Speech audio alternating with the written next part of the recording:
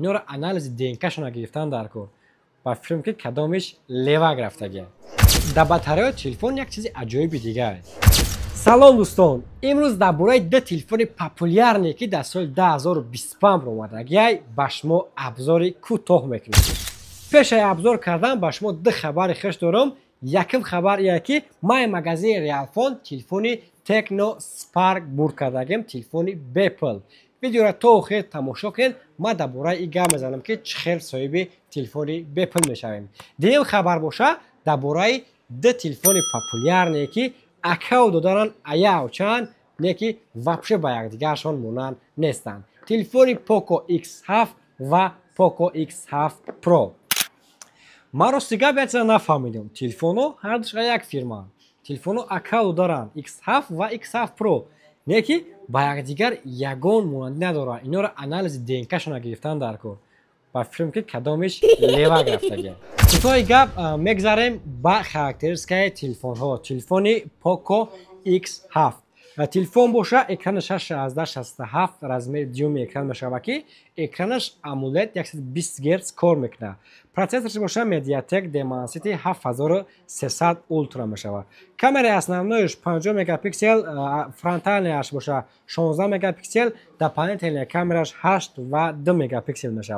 باتری تلفن پوکو X7 این تلفن گلوبال ورسیاش 5110 میلی آمپر چارج میشه که اندروید تلفن A14 اندروید سر میشه. و پوکو X7 پرو باشه تلفن 1667 رزمه دیوم اکران میشه. اکرانش AMOLED 120 گرتز کار میکنه. پروسسورش مدیاتک دیمنسیتی 8400 اولترا. کامرای основنویش 50 مگاپیکسل، فرونتالش 16 مگاپیکسل و در پانل 8 مگاپیکسل میشه. تلفن X7 ارزان تره نیکی 4 تا کامera داره. پوکو X7 پرو باشه قیمت ترکای نیکی 2 تا کامera داره. اینش هم عجیب. باتری پوکو X7 پرو باشه 6000 میلی آمپر چارج. اندروید تلفن i15 اندروید سر میشه. اگر از جهت کامپلکت گپ زنیم در کامپلکت تلفنو هر دوشون یک خیلی چیز دارن. یعنی کسونچای 4 چاتکی ایگولکا برای سیم کارت بروردن، کابل اورجینال و زشیدن پلیونکا. ایشو یه بلوک پیتن دارن که فقط کامپلکت بلوک پیتنهای تلفنو فرق میکنه. یعنی بلوک پیتنهای پوکو X7 پرو 90 وات میشه و بلوک پیتنهای پوکو X7 باشه 45 وات بیشتر زرد که داره. همه خدای چیزش فرق میکنه. تمام ای داخلی کامپلکتش. در باتری تلفن یک چیز عجیبی دیگه. مثال باتری تلفنو هر خیل میشوند. راستیگه ما نفهمیدیم برای چی خیلی. شما در کامنتر نویسونید که برای چی باتری تلفن همه خیل میکنن. مثال میگیریم پوکو X7 پرو اگر برای دولت ایندیا اگر برورن باتریکش 6550 میلی آمپر چارج میکنن. گلوبال ورسیاش باشه باتریکش 6000 رون یعنی 6000 میلی آمپر چارج میشه. 550 میلی آمپر چارج از کجا اومد ایشون ما نفهمیدیم. پوکو X7 باشه برای دولت ایندیا باتریکش 5500 میلی آمپر چارج. گلوبال ورسیاش باشه باتریش 5110 میلی آمپر چارج میشه. مثال یعنی سیستم باتریاشون ساعتش آمپرش یعنی فرق میکنه. و شما در کامنتر نویسونید که برای چی همه خیل میکنه. باز یک چیز عجیبی دیگه که تلفن پوکو X7 مثلا همتون دونین که پرو قیمتتر میشوند نظر به تلفنایی که ابیش نی. مثلا X7 ارزانتره چم ای پوکو X7 پرو دا. نه که تلفن پوکو X7 یه سیم پدرش کم میکنه. یه سیم همتون دونین که دو تا سیم کارت با خودش میبره. با میتونین که در پانل 1 2 3 4 سیم کارت دیگه یه سیم подключать کنین. یعنی внутренняя سیم کارت دا подключать میکنین любой نمود اپلیکاتора میتونین که استفاده برین. نه که در تلفن پوکو X7 پرو این چیز نیست. یه سیم поддержка نمیکنه. سامسونگ و آیفون که последнее время промодаgan یه سیم поддерживать میکنن. نه که پوکو X7 پرو نمیکنه. پوکو X7 باشه میکنه. ایش هم یک جای عجیبی دیگه دارن. حساب ایگرا گریم اگر حساب مثال پروسسور گریم تلفن پوکو X7 پرو 120 fps مثال بازی پابجی اگر شما بازی کنین یکمش که بازی نکنین دومش اگر بازی کردنی باشین تلفن پوکو X7 پرو استفاده میتونم که تلفن 120 fps تلفن поддержка میکنه بازی پابجی را.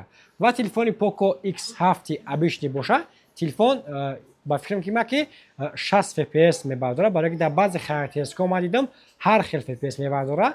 Не ки ҳама мисол ҳамун сайте ки боварино ки ман амра тамошо кардам хондам, телефони Poco X7 60 fps бозии PUBG-ра поддержка мекунад.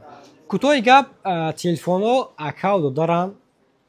Як компаниян ҳар душ Poco X7 ва X7 Pro, даже дизайношон вообще-то калони бад фарқ мекунад. Инешам як аҷоиботи ҳамин телефонҳое ки барои чӣ ҳатто ягон чиша монанд накарданд.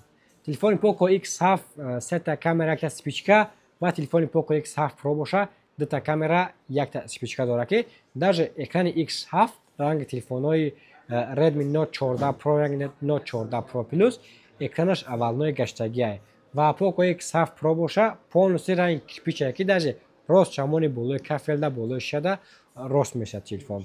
Телефонҳоро агар нархҳои телефонҳоро фаҳмидан хоҳед, метавонед ки аз телеграм канали Realphone Moskva дар омада даҷа дар бораи ҳамаи памятҳош, расветкош, оперативкош нархҳошон подробно омадагиянд. Метавонед ки аз нарх навош бохабар шавед.